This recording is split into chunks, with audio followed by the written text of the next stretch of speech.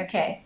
So I think only one more questions for the existing EB5. So many Vietnamese investor, they have a higher delay and long processing time. It could take up to 4 to 5 years, or maybe uh, 2 or more than 3 years to get the I-5 to 6 adjudicating.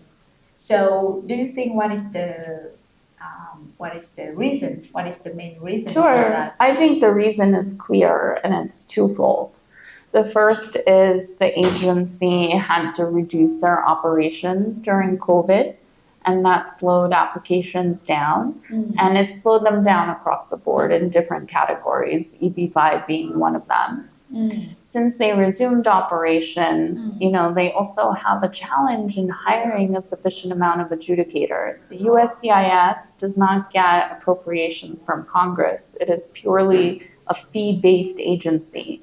So during COVID, when people weren't traveling, weren't filing to come to the US, the fees were reduced and they had to subsequently reduce staffing.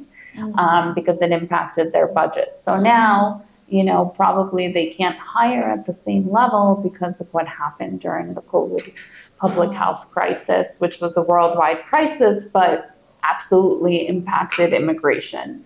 So I think the long delays are due both to catch up and staffing, and they have publicly said in stakeholder meetings, the director has said that they want to improve them and they're committed to improving them. And of course, we applaud her commitment to improving them because we all want to see that happen. It is taking a very long time. It never took so long before, and we hope that they can bring it down. By raising the fee? Increase the filing fees? I think by hiring more people and training them. Okay. Okay. Some opinions saying that the delay and long processing time due to the issues in the application or the projects that they already invested in the regional center.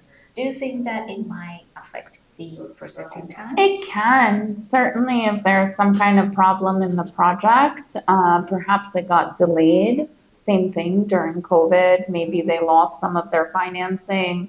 Maybe the delay is due to, permit issuance, certificate of occupancy, obtaining that. It can be for a wide variety of reasons. So certainly the USCIS wants to make sure that a project is moving forward, that it's using the EB5 funds, that it's creating jobs, because that's the ultimate goal of the program, to create US jobs.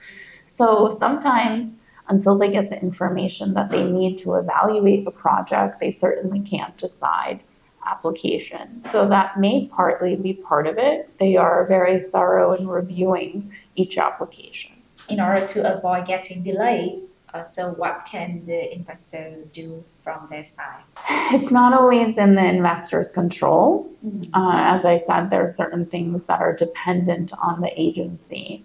But it always makes sense for the investor to work closely with their immigration attorney to prepare the most thorough application possible. Oftentimes we have clients who just want to file, they're in a rush. But we always tell them it really makes sense to submit all of the documentation to complete your source of funds, because the USCIS is honing in on that. They're focused on that. And oftentimes by rushing and not supplying certain documents, you're lengthening the time of your case processing, because you will get a request for evidence asking for that evidence at a later point. Sometimes it's unavoidable.